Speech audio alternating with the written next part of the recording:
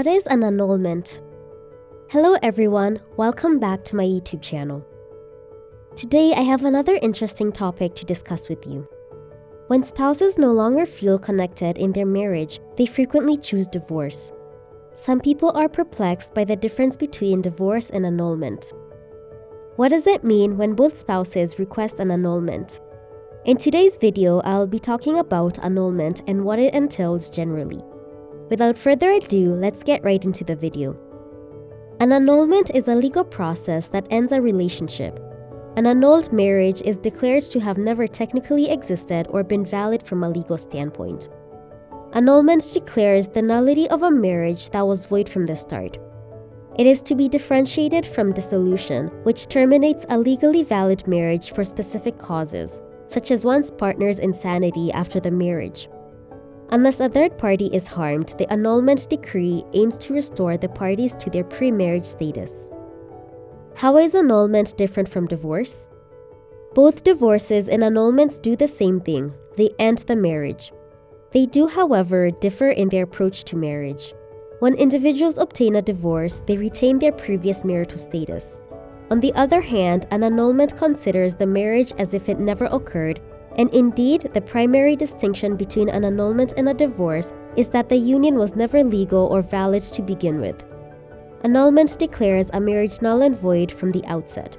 It should be distinguished from dissolution, which ends a legally valid marriage for particular reasons, such as one of the partner's insanity after the marriage.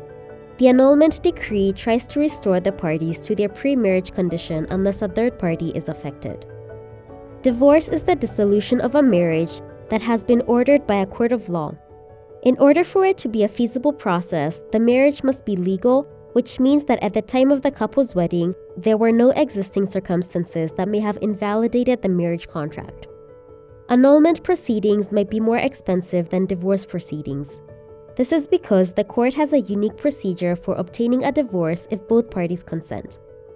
If both parties agree to a divorce, you can complete papers and avoid going to court and speaking to a judge. However, there is no comparable court procedure for obtaining an annulment only on the basis of documentation. If your circumstances permit an annulment, some people prefer it to a divorce. This is because it indicates that legally speaking, you and your partner were not married. Grounds for an annulment. If you want to get your marriage annulled, it has to be either void or voidable. These two words have a significant difference, and that difference can mean the difference between a marriage that is intrinsically illegitimate and one that can be legally recognized. A void marriage is a marriage that is not valid on its face. It should never have happened, and there is nothing that can be done to prevent it from happening again. Two common instances include weddings based on bigamy, in which one of the spouses was previously married at the time of that marriage, and incest, where the marriage is between close blood relatives. In certain cases, the only option available is annulment.